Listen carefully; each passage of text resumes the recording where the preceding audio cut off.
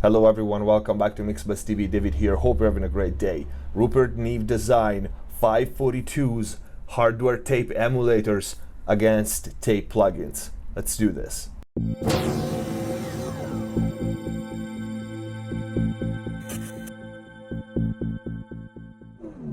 Many people asked me if I could do a review of my two Neve's 542's tape emulators that I have here in my 500 series rack. But while not a dedicated review specifically, we already have here on the channel a video showcasing my two bus. So my two Neve's 542's and the West Audio Dione. For those who follow the channel, you know these two units have been my two bus for years. Probably I've done more than 150 mixes on them, if not more. And in that video, which I'm gonna link in the info box down below, you can see and hear what these two units together can do on a mix. So in this video, I decided to do something different. I'm gonna try to compare in a fair way my two hardware tape emulators against as many tape emulator plugins that I could get my hands on, including demos. This is not gonna be an A-B comparison because plugins have very different controls between one another and compared to my two Neves. So I'm just gonna try to give you a general idea of what those plugins can do compared to the real hardware tape emulators. And yes, of course, I mix into them both, the Neves and the Dione, from the beginning. That's a key factor, and also why it's gonna be hard to compare the plugins, because that's how I usually use my Neves. I set them up from the beginning and I mix into them. For this test, I will try not to touch my hardware that much, but I'll try to leave it at a settings which is the sweet spot for the most part for me when I'm mixing, and then try to replicate that with the plugins. Before we go to Pro Tools and the audio test, let me explain you how the Neve works, because gain staging with them is everything. And it's better if you understand the signal path and how the controls interact with each other before we listen to the tests. The Neves are a very unique piece of gear. They have, how they call it, a Neve design, a real tape circuit with a custom transformer acting as a record head, followed by a correctly equalized replaying amplifier. That you will hear it in what gives us the low bump. These two, along with the correct gain staging, are working together with the clipping circuit happening at level 5 of saturation, which is, as you can see, the first amber light here on the meter, which happens to be also the sweet spot most times. Saturation can be adjusted in two ways, either by adjusting the input or by turning the saturation knob. The effects are not going to be the same because the saturation knob interacts with the equalized amplifier that comes after. The low bump is higher at a lower saturation settings. So this means that the more you turn the saturation knob, independently of where the meter of the saturation is, the lower is going to be the low bump. And with the blend knob, you can decide how much of the overall tape effect, which is the combination of the low bump and the saturated signal, you want to inject into your mix or track. So you understand how complex the gain staging is for these modules. I will have you here a couple of examples, but let's say I want to hit my sweet spot, my first amber light, but with less saturation, more low end. So I will turn down my saturation knob and try to hit my first yellow light, amber light, with the gain instead. This way I get the same amount of clipping, but I will have more low end bump. Instead, if I want to do the opposite, I will just lower the gain and turn the saturation knob until I see the first light. And then this one, the blend, will inject the overall tape effect, so bump and saturation, into my mix. Additionally, the Neve have the transformers, the famous Silk Red and Silk Blue, where the Silk Red is brighter, the Silk Blue is rounder with a gentle roll off of the high end and an additional low bump. The settings that you see here with the red silk are my usual settings for the mix bus, including the one on the Dione that you see next to it, including all the gain staging. So I will start with these settings here and then we'll compare the plugins to them.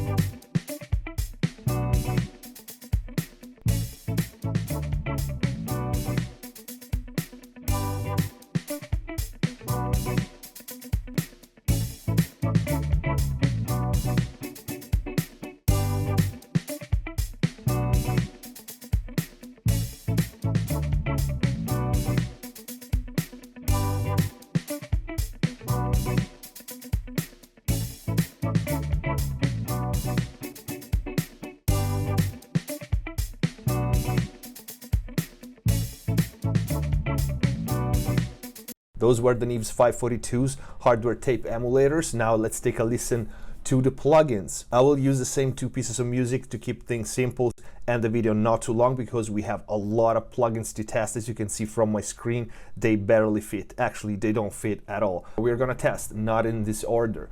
Kramer Tape from Waves, the Ozone Vintage Tape, McDSP Analog Channel AC 202, the Overloud TAPEDESK, the Waves J37, the Softube Tape. I actually got the demo for this one because I'm very interested to try it. Then I have Reelight from Beatskillz, never tried this one, and Slate Digital Tape Machine. But let's start with the first one, is Reelight from Beatskillz.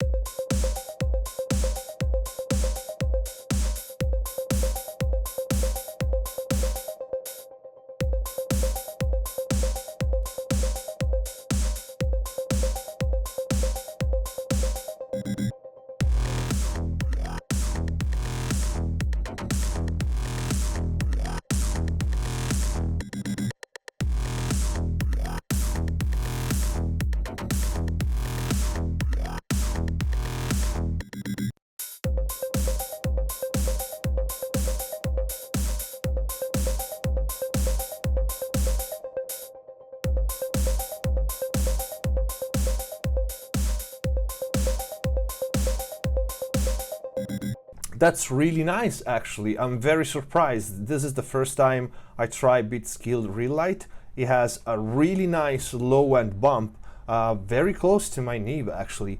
It has a really nice air control. It opens up things really nicely. And even when you push the input to the red, it doesn't fall apart at all. I mean, you can make it sound too distorted, of course. The low cut is a bit high for 2 bus, but for single tracks, I can see that being useful. It also has a wet dry knob we didn't try. Let me try that.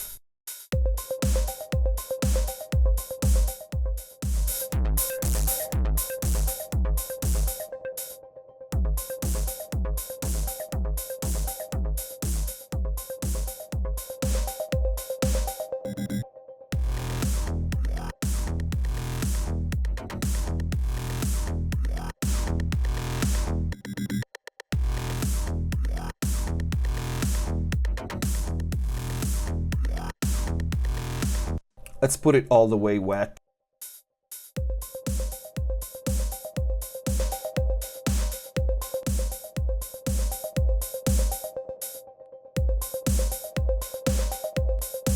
It changes the sound quite a bit, frequency-wise, response-wise. I prefer it when it was like halfway wet and dry, which is somewhat what you can do with the Neve by using the blend knob. But it's definitely a very nice plugin. I'm very surprised with it. Let me try it on the other piece of music.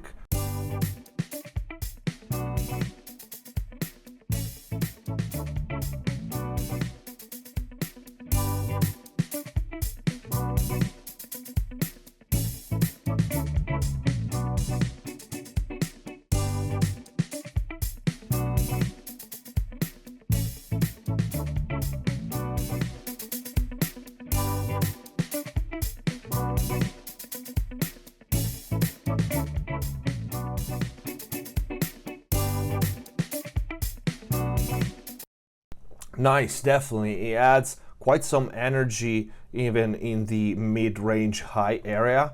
Again, I would still use it with a blend. This one, I think that's probably why they put it there. Beatskillz Reelight, a really nice surprise. Let's get to the next one, which is the Slate Digital Tape Machine. Again, I'm very curious to try this one. So let me take a look at the settings, because I know, yeah, there's a bass alignment, which is some sort of EQ. I'm leaving that as 0.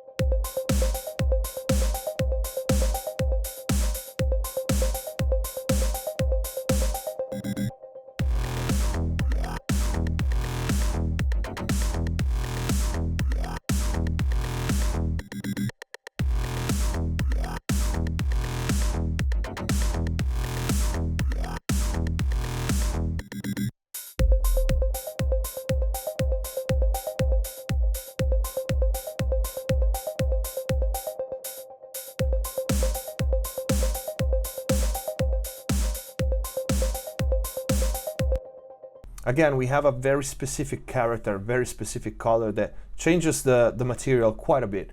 I don't get this with the Neves. If I take away the low bump, the Neve doesn't change the mid-range that much. And even the high end, if you don't use the transformers, it doesn't really change that much. So the kind of saturation that the Neves add is very natural. This one is pretty colored. It has a specific frequency response.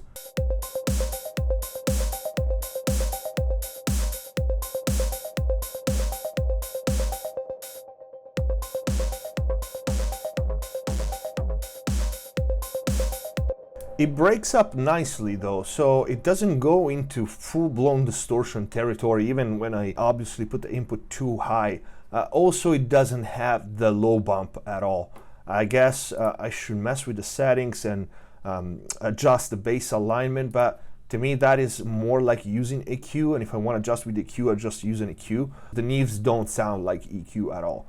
So this one is nice though because it has a very specific character, which is not bad at all. I can see it working on several genres, and it has enough settings to be versatile, but not to mess around too much and get lost in it. It's nice. Let's try it on the other material.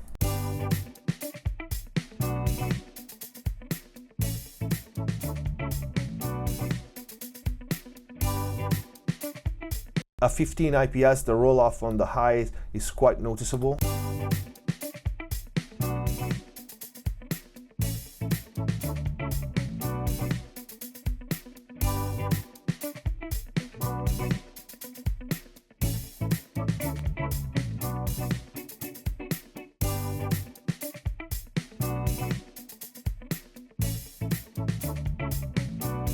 I definitely prefer the 30 IPS for this material at least, and these settings. It's definitely a nice plugin, a good color to have available. You should also mix into them, that would change things, but I also tried my Neve as an add-on, as we are doing with this one. Next one, I'm very curious to try Tape Softube, so without further ado, let's play some music through it.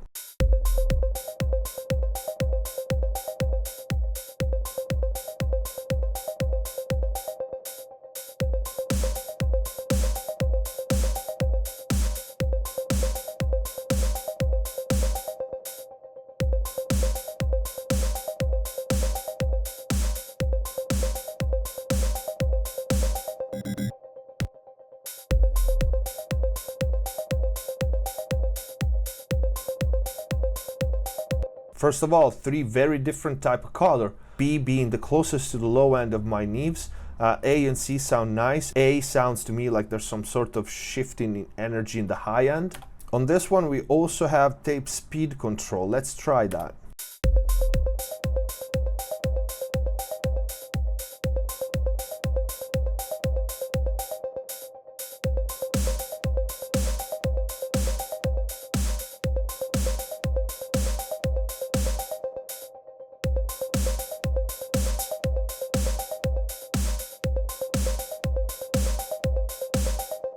Definitely more open when you turn towards the 1530 studio side. Is a nice color, nice rounding of the transient. Even a 15, but even more when you go on 7 and even lower settings. Let's see, it does have other settings as far as I know, yeah. So we have actually a dry wet, a stable wobbly, this is for wow and flutter, high frequency trim, this is probably gonna be something we can compare to the air, to the transformers of the Neve, and the crosstalk, plus the input and output level. So that might work as my gain versus saturation knobs on the Neve. So let's try that.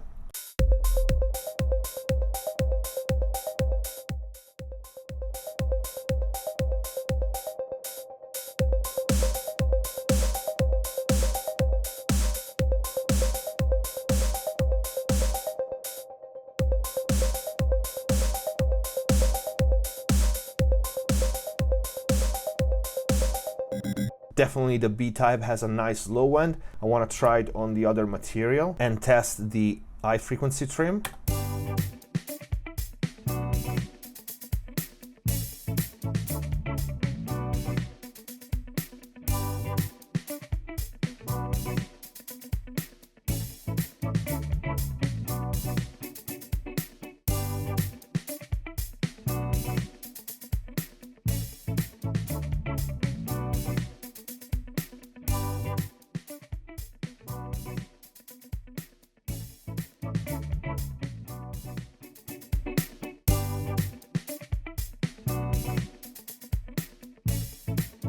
Definitely a nice saturation, a nice color for sure.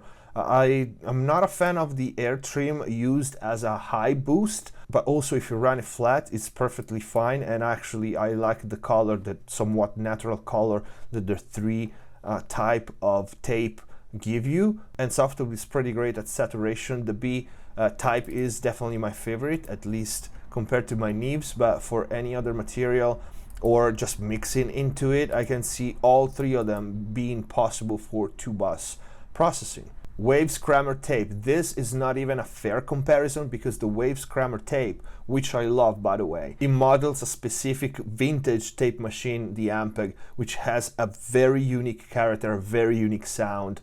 I personally don't see this one as a 2-bus processor, but I know a lot of people that mix into it successfully, so let's play a little bit with the settings and see how close we can get to the real hardware tape emulators with this one.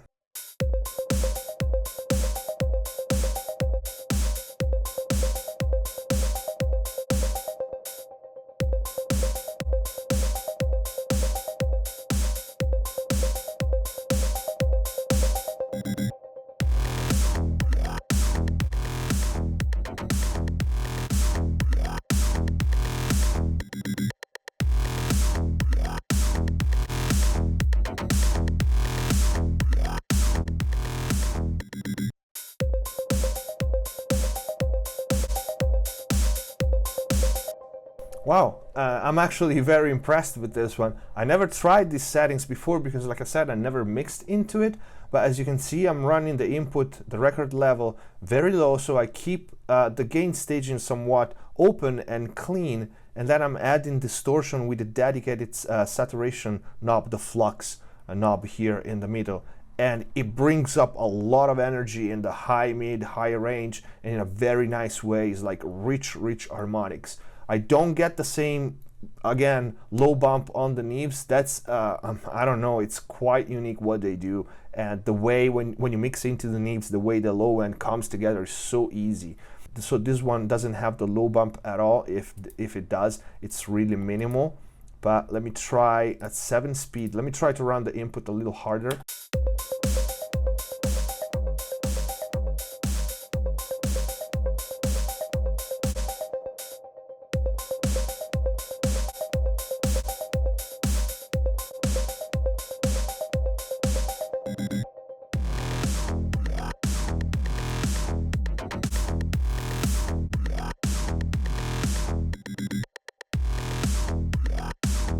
Again, it's nice, it's really nice. I love the difference between 7.5 and 15. I just love how tape emulators, good tape emulators, rolls off the high end. Again, I'm not sure I would mix into it or I would use it on the 2-bus, but it's nice for single tracks and groups for sure. This also happens to be a great delay. I love it as a delay. Really nice saturation. Again, great at rounding the transient, and the way that makes that snare sounds is really great. Probably just on that snare and push the input or the flux, although I rather to keep the record level low and push the flux so far.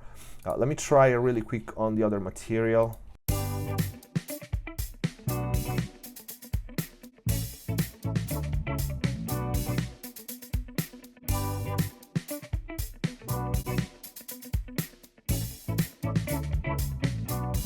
It actually has a little bit of low bump. It's not as deep and low as the Neve, which by the way in 15 IPS is the corner frequency is set about 50 Hertz and it's higher at 30, which I never use. This one appears to be a little higher. It sounds like it's a bit higher, but it definitely has it. It's nice actually.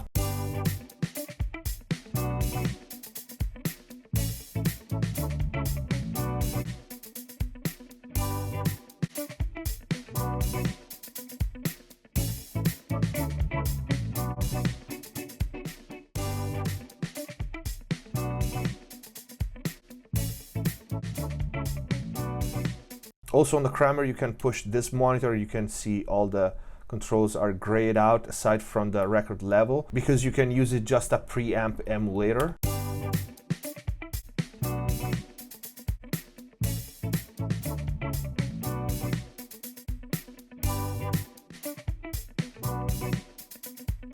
which is definitely cleaner, a more linear frequency response, and still some rich harmonics to add.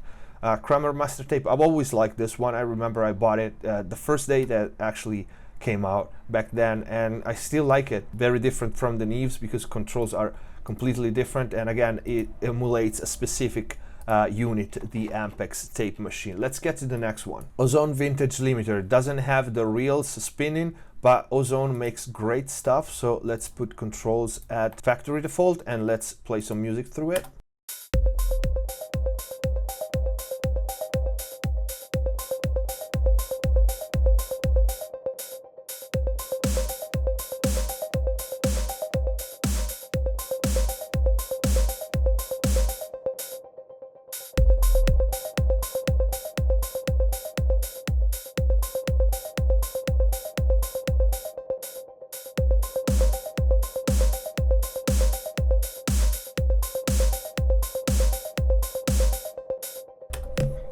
Very nice, actually. The bias control really changes the way the saturation is applied throughout the frequency spectrum. You can get several different tones, I can see, with this one alone. And I love the low emphasis when we first try it at default settings, just boosting that up.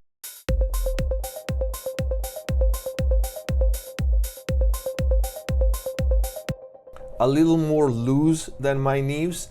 Those are crazy tight. I can see mixing into it from the beginning, giving very similar results. Let me try it on the other material.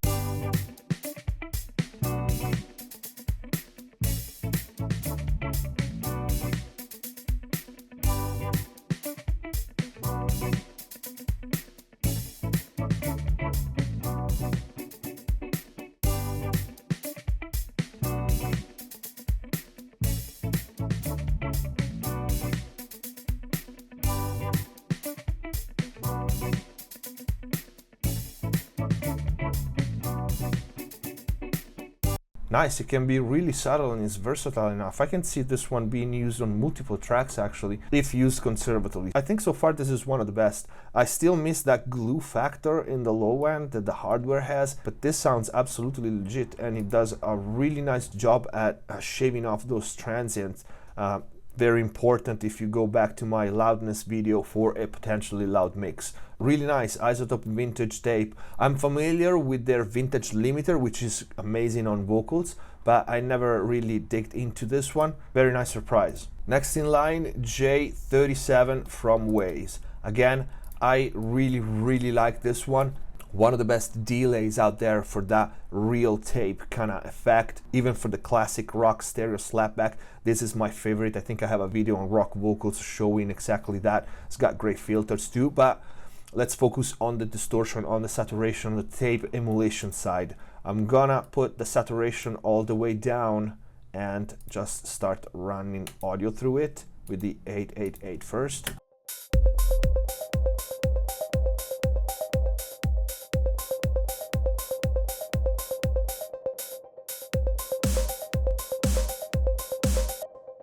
Funny, I'm losing a little bit of low end with this one. Let's change formula.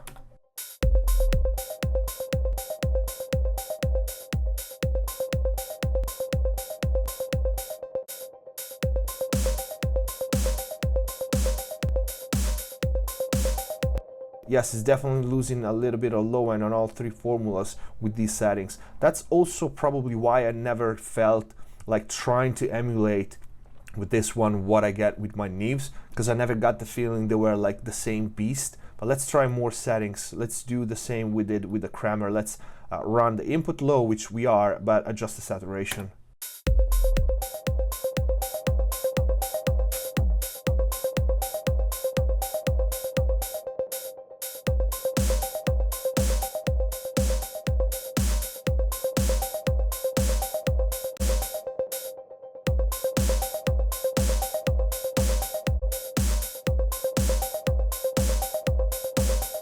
I love how different the saturation is with the three formulas, 811 being the most gritty of all three, 888 maintaining punch, actually probably adding some, and the 815, I'm not sure, kind of seems like with these settings the most linear of all of them. Let's do the opposite. Let's run the input high.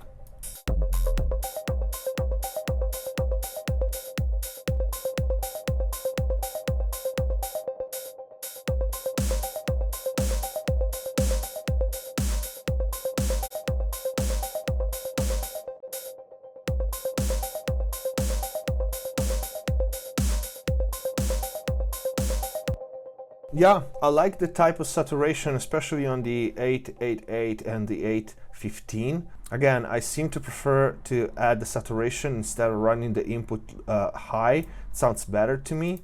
Let's try a little bit the bias.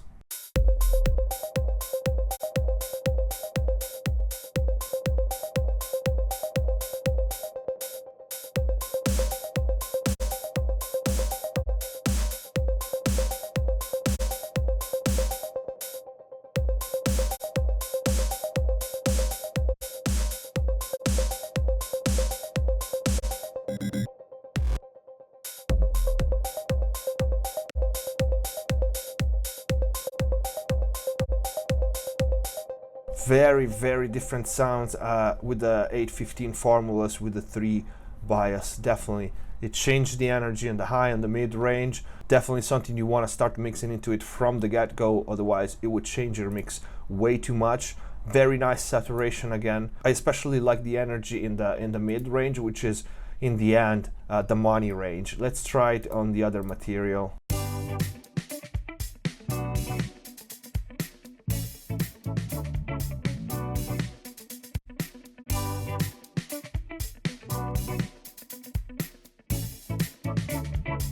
These settings here seem to have a really nice open top. It definitely makes the material tighter and definitely has a vintage vibe to it. Next in line, Overloud TAPEDESK. I never tried this one. I know a couple of things about it though. We have a mic pre-input section, S4000, so I suppose it's something like an emulation of a SSL 4000 kind of thing, which can be disabled, and tolerances, I think, augment or diminish the non-linearities.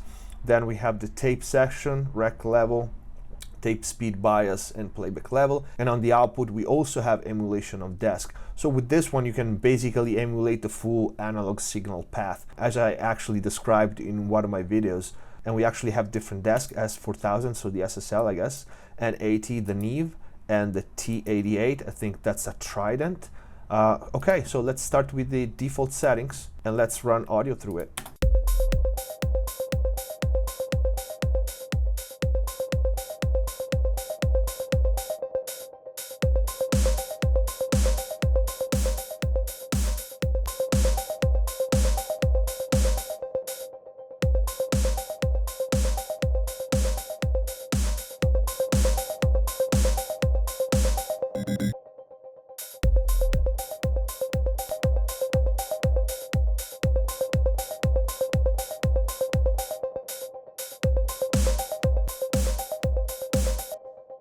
Okay, so first thing that I noticed, it has a really nice punch and energy in the mid-range.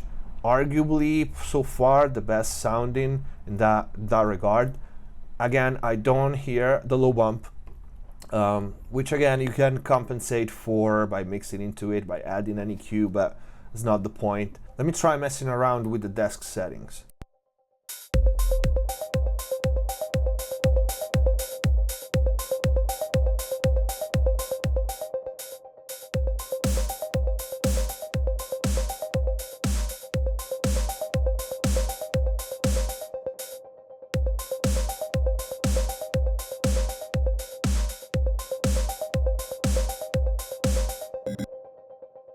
Let's try the Neve.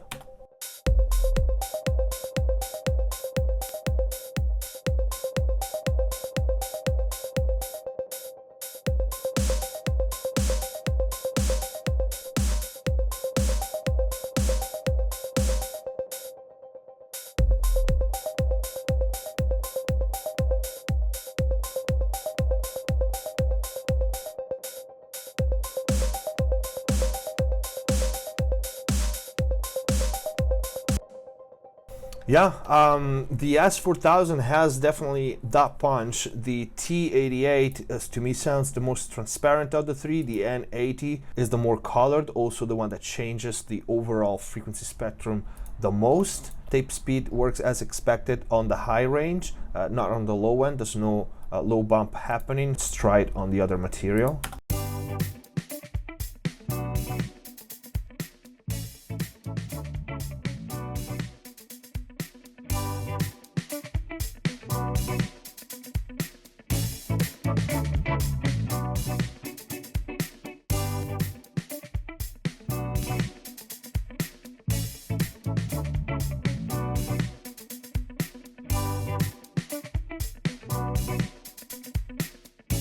Funny, on this material I like the Neve better than the other two, when I liked probably the S4000 better or the T88 on the more EDM track. This one it really fits well for this kind of processing.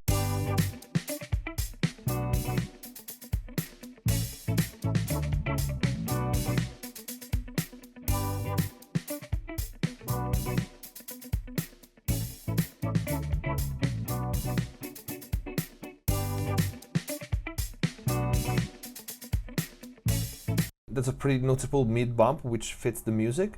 I like it.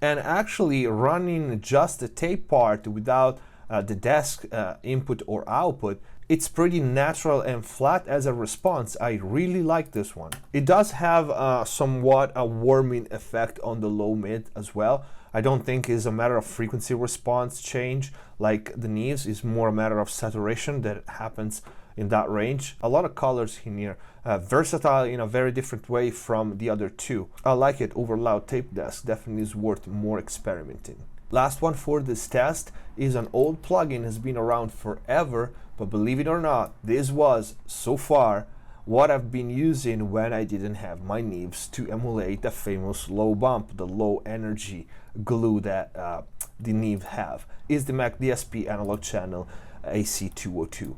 Granted that this doesn't saturate in the way the Neves or the other tape emulation that we tried today do, and it does not have really a high-end enhancing feature or function like other tape emulators, but the low end alone, it was the closest I could get, easy and quick, to my Neves. So let's play some audio through it.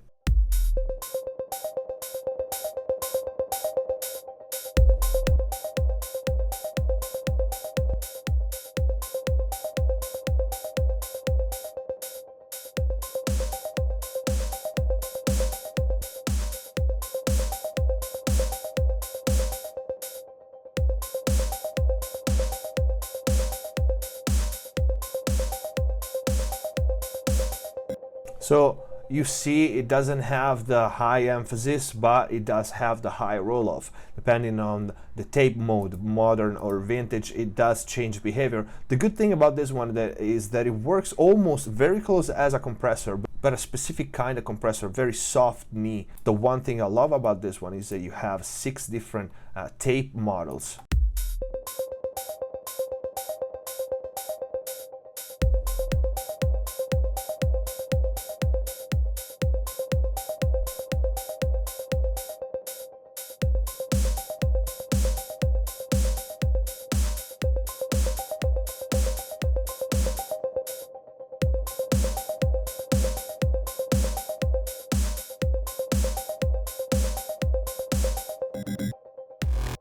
So you see what I mean? Just by changing the model of Tape Machine, even without touching the roll-off and the bump, which we'll do in a second, you already can assess where your low end is, and is a very fast and easy way to hear how reshaping your low end will make the sound sound like.